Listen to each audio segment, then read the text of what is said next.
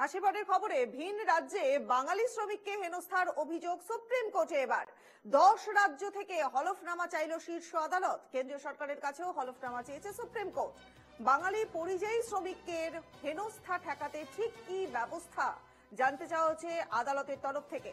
আগামী সপ্তাহে এই মামলার পরবর্তী শুনানি রয়েছে, নজর থাকবে আগামী সপ্তাহের দিকে। কিন্তু এই মুহূর্তের বড় খবর, ভিন রাজ্যে বাঙালি শ্রমিকদের হেনস্থার যে খবর সামনে আসছিল, সেই হেনস্থার খবরের সেই অভিযোগ এবার সুপ্রিম কোর্টে 10টি রাজ্য থেকে হলফনামা চাওয়া হলো শীর্ষ আদালতের তরফ থেকে। কেন্দ্রীয় সরকারের কাছেও হলফনামা চেয়েছে সুপ্রিম কোর্ট। আমাদের সহকর্মী বাসব রায় রয়েছেন এই মুহূর্তে আমাদের সঙ্গে। বাসব, একেবারে সুপ্রিম কোর্টে চলে গেল এই মামলা, অর্থাৎ এতদিন মুখ্যমন্ত্রী যে তীর দাগছিলেন যে বারবার পরিযায়ী শ্রমিকদের উপরে অত্যাচার করা হচ্ছে এবং সেই ছবিগুলো যখন একে একে সামনে আসছিল, এখন গোটা বিষয়টা কিন্তু সুপ্রিম কোর্টের নজরাধীন, কি বলবেন?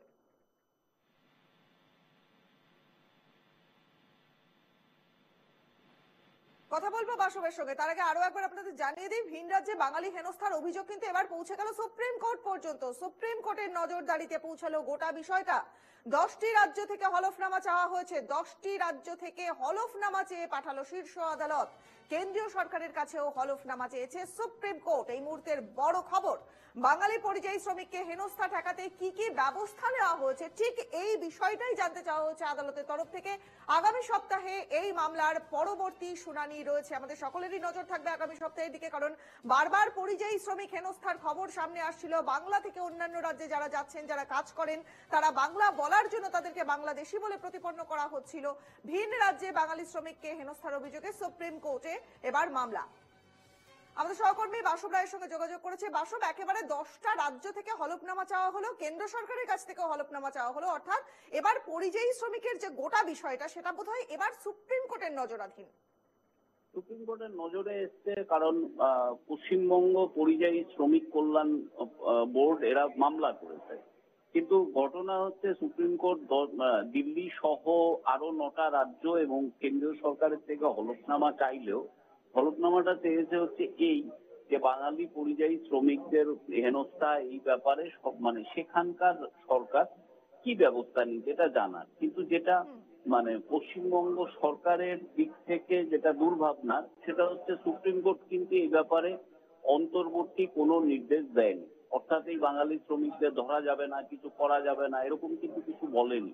বরং ঠিক উল্টোটা, বিচারপতি সূর্যকান্ত বলেছেন যে যারা অবৈধভাবে ভারতে ঢুকেছে তাদের ধরপাকড় জারি থাকবে। এটা কিন্তু একটা অনিশ্চয়তার জায়গা পশ্চিমবঙ্গ সরকারের তরফ থেকে। এক, দ্বিতীয় কথা হচ্ছে পশ্চিমবঙ্গ সরকার বা এই পরিযায়ী কল্যাণ বোর্ড যারা মামলা করেছে, মামলাকারীদের বক্তব্য ছিল যে বাংলা ভাষায় কথা বললেই তাদেরকে ওখানকার ডিটেনশন সেন্টারে নিয়ে যাওয়া হচ্ছে বিভিন্ন রাজ্যে।